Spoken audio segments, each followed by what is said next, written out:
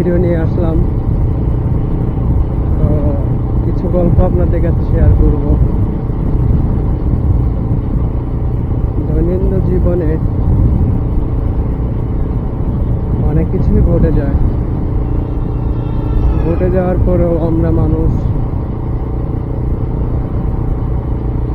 একটু ভালো থাকার জন্য অনেক কিছু করি বা অনেক কিছু করার জন্য চেষ্টা করি।